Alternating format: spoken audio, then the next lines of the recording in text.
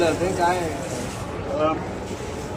तेच मी सांगितलं, कुठल्या फाईल जळाल्या आणि खरंच जळाल्यात का, त्या नुसत्या गहाळ झाल्या का, त्यांच्याबद्दल संशयाचं वातावरण आहे म्हणून त्या फाईली आता उपलब्ध होत नाही आहे. ह्या सगळ्याचा विचार व्हावा आणि त्याच्याबद्दल नक्कीच एक समिती स्थापन करून त्याच्यावर चर्चा आयुक्तांशी काय चर्चा करणार का शहर विकास संदर्भात असेल, इतर ठाणे शहरातील देखील अनेक ठिकाणी असे देखील मी तुम्हाला सांगू का, गावठी मार्केटमध्ये देखील मोठ्या प्रमाणात आग लागली.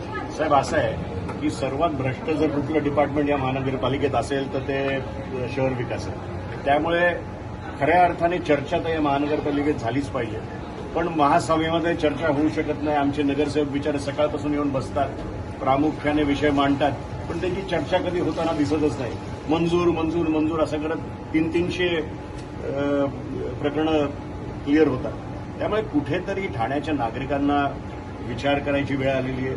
तुम्ही जसं चर्चा करायचं म्हणता तर आमचं म्हणणं आहे की आयुक्तांच्या बंद कार्यालयात का चर्चा करायची, महासभेत चर्चा होऊन दे आणि ती चर्चा लाईव्ह कव्हरेज तुमच्या सगळ्यांच्या मार्फत होऊन दे.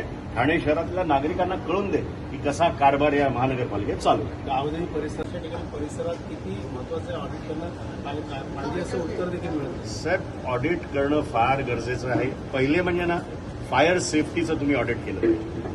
आज आपले 2 कर्मचारी मृत्यूमुखी पडले. लोकांचा, आपल्या ठाण्याच्या नागरिकांचा जे तिथे धंदा करत होते त्यांचं लाखो आणि करोडोंचं एकत्र मिळून त्यांचं नुकसान झालं.